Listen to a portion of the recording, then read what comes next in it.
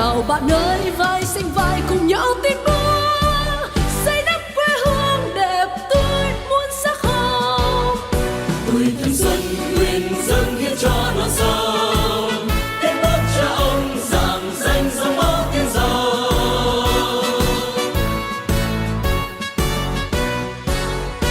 Tuổi trẻ ơi, tay nắm tay cùng nhau đưa tới, tâm trí sáng trong lòng mong bao khát vọng. Là thanh niên này chỉ gian khó trên đời.